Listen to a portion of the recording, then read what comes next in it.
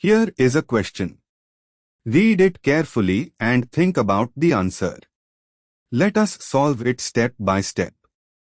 Let us begin solving this step by step.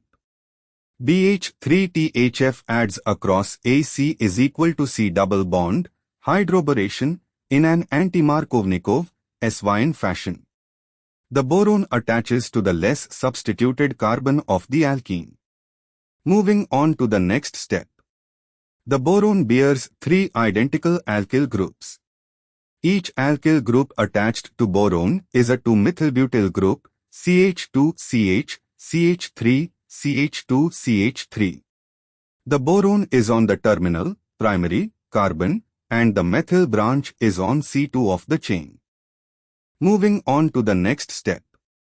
If boron ends up on the terminal CH2, C1, and the branch, CH3, is at C2, the alkene precursor must have been CH2 is equal to C, CH3, CH2, CH3, which is 2-methyl-but-1-Na.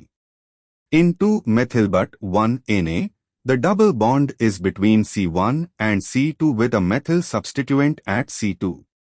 BH3 adds boron to the less hindered C1, anti-Markovnikov, giving CH2CH, CH3, CH2CH3 attached to boron, exactly the observed 2-methylbutyl group. And for the final step, the 2-methyl-but-2-Na, double bond between C2 and C3, hydroboration would give boron at C2 or C3 producing a secondary alkyl group, not a primary 2-methylbutyl group.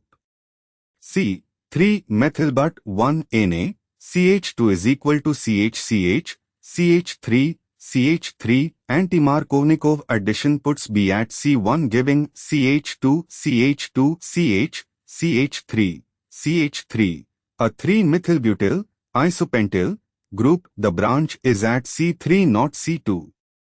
D, 3-methyl-but-1-Na, an alkyne, hydroboration of alkynes gives vinylboranes, not 3-alkylboranes under standard BH3 conditions. Only 2-methyl-but-1-Na gives the 2-methylbutyl group at boron upon hydroboration, yielding 3-2-methylbutyl borane. Therefore, the correct answer is B. Therefore, the correct answer is option B.